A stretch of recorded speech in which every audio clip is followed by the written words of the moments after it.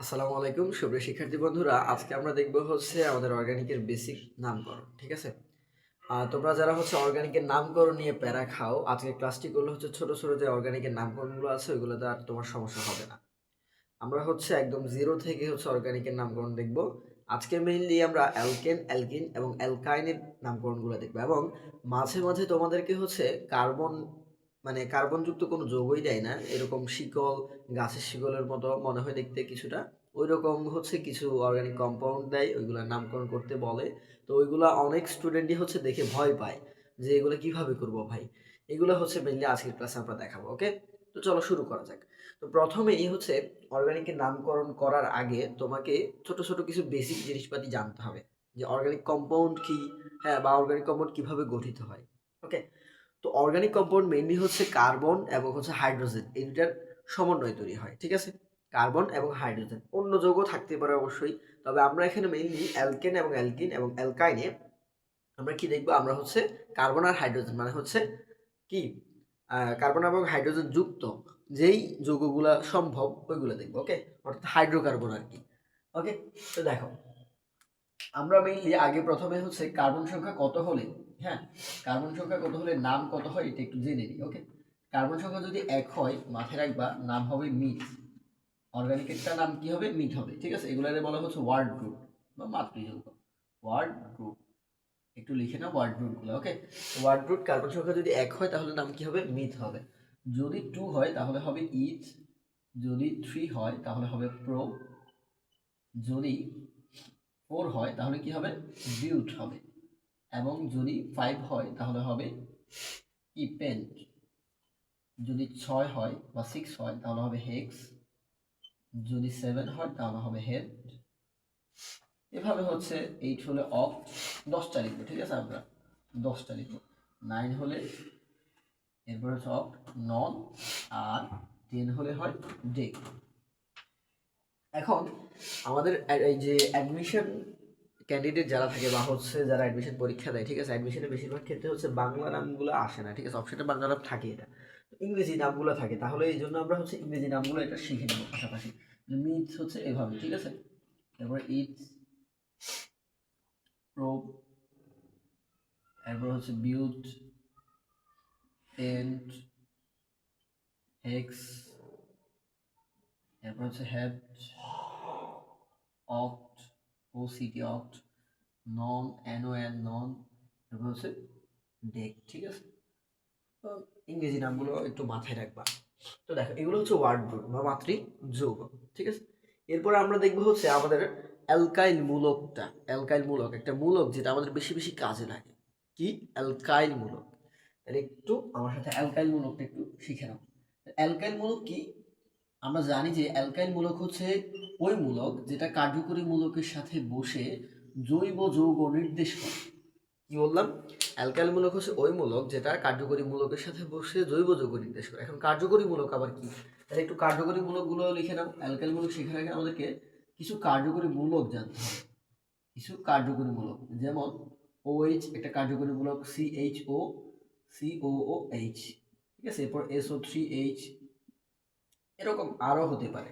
ঠিক আছে, এরকম আরো হতে পারে। তো বাকিগুলো আমরা দেখবো না, আপাতত এগুলো দেখলে হবে। ওকে, তো দেখো অ্যালকাইল মূলক কি, অ্যালকাইল মূলকের মেইন সংকেত হচ্ছে CnH2n+1। মানে হচ্ছে কার্বন সংখ্যা যত হাইড্রোজেন সংখ্যা হবে তার দ্বিগুণের চেয়ে 1 বেশি।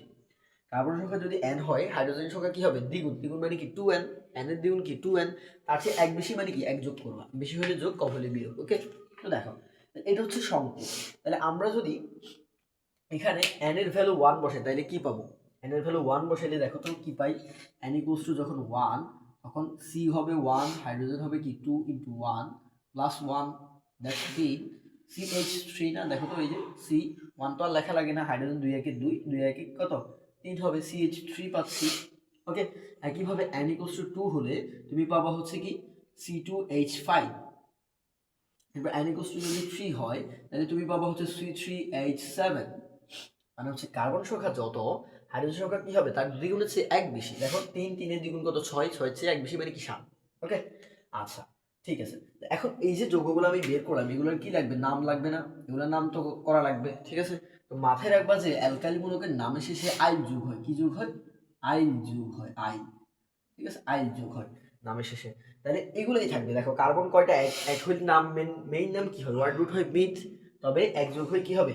Methyl, methyl. তাহলে এটার নাম হচ্ছে মিথাইল। ওকে, একইভাবে কার্বন ফিগার দুই হইলে হয় ইথ, তাহলে নামের শেষে কি হবে? আইল যোগ হবে, একই সাথে কি হবে? ইথাইল হবে একইভাবে। ওকে, ঠিক আছে। এরপরে প্রোপাইল, একটা ইংলিশে লিখি। ওকে, প্রোপাইল হলো এভাবে মিথাইল, ইথাইল, প্রোপাইল। তাহলে এগুলো কিন্তু আমাদের লাগবে। এখন যদি আমি তোমার একটা র্যান্ডম লিখি C7H কত, এইচ যদি 16 হয়, ঠিক আছে, 7 গুণ 14, সরি 16 হবে না, তাহলে 15 হবে, 15 এক বেশি, ঠিক আছে, 7 গুণ 14 একে হবে কি 15। এটার নাম কি হবে বলো তো? এটার নাম হবে হচ্ছে, যেহেতু কার্বন সংখ্যা 7, তাহলে কি হবে? হেপ্ট, হেপ্ট হবে। আর নামের শেষে আইল যোগ হয়ে কি হবে? হেপ্টাইল হবে, হেপ্টাইল। ওকে, এই যে এভাবে হচ্ছে নামকরণগুলো করতে হবে। এগুলো গেলেও হচ্ছে অ্যালকাইল মূলক। এখন এই যে আমি একটু আগে অ্যালকাইল মূলকের সংজ্ঞাতে কি বলছিলাম? বলছিলাম যে অ্যালকাইল মূলক হচ্ছে সেই সকল মূলক যারা হচ্ছে কার্যকরী মূলকের সাথে বসে কি করে? জৈব যৌগ নির্দেশ করে। তার মানে কি? এই যে এগুলোর সাথে যদি আমরা কি করি? এই কার্যকরী মূলকগুলো বসাই, তাহলে কি হবে? একটা অর্গানিক কম্পাউন্ড হবে। ওকে, তাহলে দেখো এই যে CH3, এই যে CH3, এটার সাথে যদি আমি ধরো কথার কথা OH দিলাম, OH, তাহলে কি হলো? একটা অর্গানিক কম্পাউন্ড হলো। আর এই অর্গানিক কম্পাউন্ডের নাম কি? এটার নাম হচ্ছে অ্যালকোহল, অ্যালকোহল। যদি স্পেসিফিক ভাবে বলি তাহলে এটার নাম হবে মিথানল, মিথানল হবে। কেন? কারণ হচ্ছে এই কার্বন সংখ্যা এক, আর আমরা জানি যে অ্যালকোহলের নাম শেষে অল যোগ হয়, ঠিক আছে, অল বা নল যোগ হয়। এগুলো হচ্ছে আমাদের অন্যান্য নামকরণ, এগুলো আমরা পরে দেখবো। জাস্ট আমরা তো এখন অ্যালকেন, অ্যালকিন, অ্যালকাইন দেখবো। অ্যালকোহল, অ্যালডিহাইড এগুলো তো দেখবো না, তো এগুলোতে যাচ্ছি না। ওকে, তাহলে এই হচ্ছে অবস্থা। আশা করি তুমি অ্যালকাইল মূলকটা বুঝছো, ঠিক আছে, অ্যালকাইল মূলকটা বুঝছো। এখন অ্যালকাইল মূলক যদি বুঝে থাকো, অ্যালকাইল মূলক যদি বুঝে থাকো, মাথায় রাখবা যে এই অ্যালকাইল মূলক যেগুলো আছে, এগুলো হচ্ছে প্রিফিক্স হিসেবে কাজ করে। প্রিফিক্স, প্রিফিক্স হিসেবে কাজ করে কারা? কাজ করে অ্যালকাইল মূলক, অ্যালকাইল মূলক। ওকে, অ্যালকাইল মূলকগুলো প্রিফিক্স হিসেবে কাজ করে। ওকে, আর কি কি কাজ করতে পারে প্রিফিক্স হিসেবে? লাইক হচ্ছে হ্যালোজেনগুলো প্রিফিক্স হিসেবে কাজ করতে পারে, ঠিক আছে। এখন প্রিফিক্স মানেটা কি? প্রিফিক্স মানেটা কি? প্রিফিক্স মানে হচ্ছে শাখা শিকল। মাথায় রাখবে, শাখা শিকল হিসেবে কাজ করে, শাখার শিকল। ওকে, তাহলে দেখো এক্স, এক্স মানে কি? হ্যালোজেন। এক্স মানে হ্যালোজেন। হ্যালোজেন কয়টা তুমি জানো? হ্যালোজেন হচ্ছে 4টা, ফ্লোরিন, ক্লোরিন, ব্রোমিন, আয়োডিন। এদেরকে বলা হয় হ্যালোজেন। গ্রুপ 17 এর 4টা মৌলকে কি বলে? হ্যালোজেন বলে। Fluorine, chlorine, bromine, iodine. এরাও কি হিসেবে কাজ করতে পারে? হ্যালোজেন, সরি, এই যে প্রিফিক্স হিসেবে কাজ করতে পারে, ঠিক আছে। তাহলে যখন এই যে ফ্লোরিনটা প্রিফিক্স হবে, তখন এর নাম হবে ফ্লোরো, কি হবে? ফ্লোরো। যখন ক্লোরিনটা কাজ করবে তখন তার নাম হবে ক্লোরো। যখন ব্রোমিন কাজ করবে তখন হবে কি? ব্রোমো। আর হচ্ছে আয়োডো।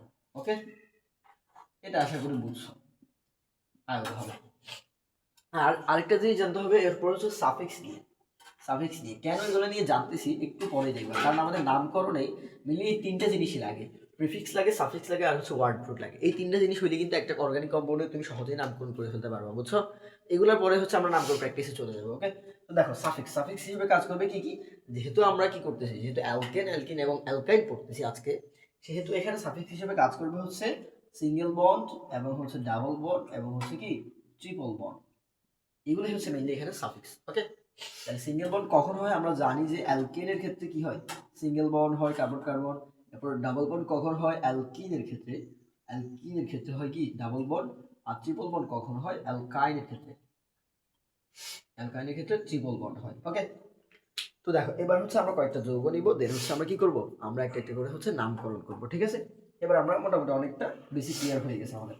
এবার দেখো, এবার হচ্ছে আমাদের নামকরণ করার যে মেইন সূত্রটা, মাথায় রাখবা যে একটা অর্গানিক কম্পাউন্ডের নেম, এই নেমের হচ্ছে একটা ফর্মুলা, সেটা হচ্ছে প্রথমে তুমি দেখবে হচ্ছে প্রিফিক্স, প্রিফিক্স, দেন হচ্ছে ওয়ার্ড রুট, ওয়ার্ড রুট, এবং অ্যাট লাস্ট হচ্ছে আমাদের কি সাফিক্স। ওকে, তো যদি প্রিফিক্স একাধিক থাকে তাহলে তো একাধিক লিখবে, সমস্যা নাই, ঠিক আছে। এটা হচ্ছে আমাদের নামকরণের রুল, ঠিক আছে। প্রিফিক্স আগে লিখবে, এরপর ওয়ার্ড রুট মাঝখানে হবে, দেন হচ্ছে আমাদের সাফিক্স হবে। ওকে, তাহলে এখন আমি একটা অর্গানিক কম্পাউন্ড তোমাদের দিব, জাস্ট তুমি নামকরণ করবা, ঠিক আছে? তো দেখো CH3, পারবা, এবার তুমি পারবা, CH2 CH CH3 CH2 CH3।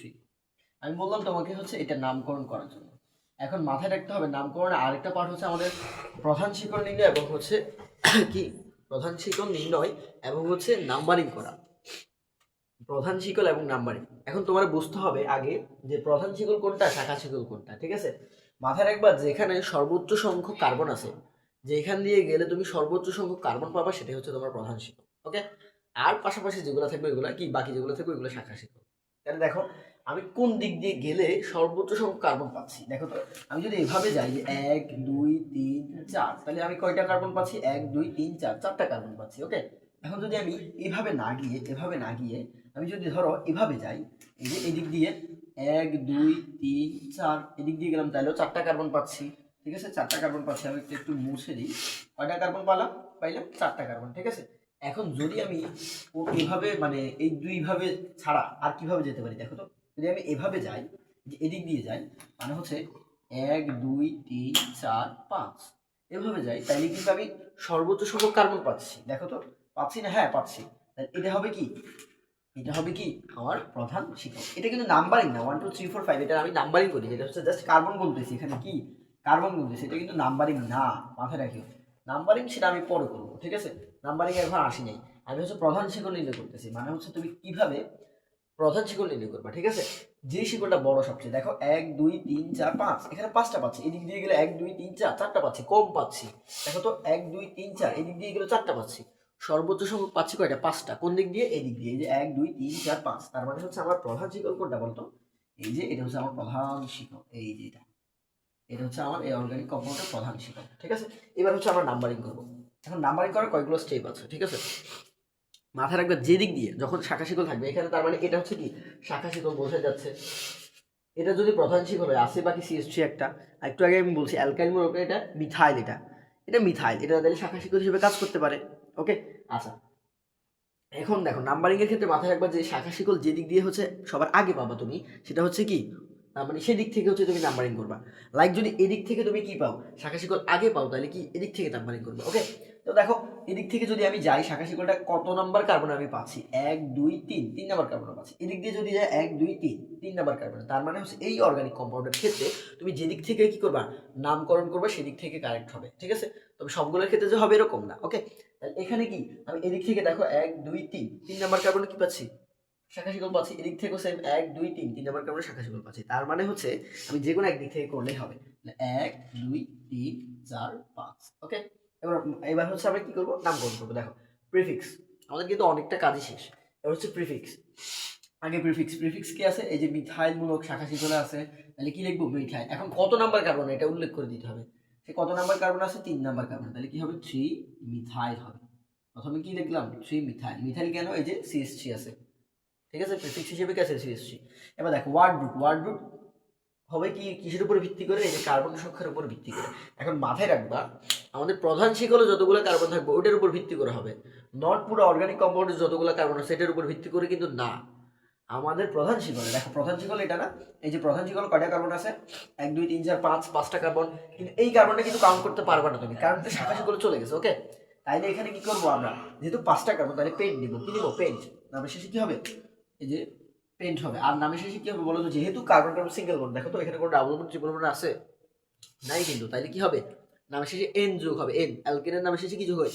N যোগ হয়। অ্যালকেনের শেষে ইন, আর অ্যালকাইন নামের শেষে আছে আইন যোগ হয়। ওকে, তাহলে কি হবে? এখানে এন যোগ হবে, তার মানে পেন্টেইন হবে। ওকে, এই হচ্ছে 3 মিথাইল পেন্টেন, এই যোগটার নাম। ঠিক আছে, এরকম করে কিন্তু আমরা অনেকগুলো কম্পাউন্ডের হচ্ছে কি করতে পারি, নামকরণ করতে পারি। দেখো আরেকটা দিই তোমার, তুমি আমার সাথে লেখো CH3 bond CH2 CH double bond CH CH2 CH CH3 sorry CH2 CH3 CH3, এটা দিলাম। ঠিক আছে, ওকে। এবার দেখো এই অর্গানিক কম্পাউন্ডটা হচ্ছে আমরা কি করব, নামকরণ করব। আচ্ছা এখান দিয়ে আর একটু একটু লেজে লাগাই, এখান দিয়ে দিলে হচ্ছে CH3।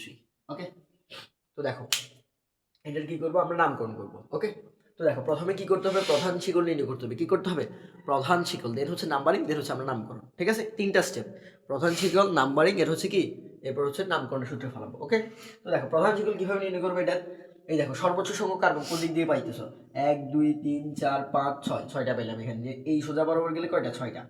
এখান থেকে যদি 1 2 3 4 5, এদিকে গেলে পাঁচটা, 1 2 3 4 5 6, এখানে গেলেও ছয়টা পাচ্ছি।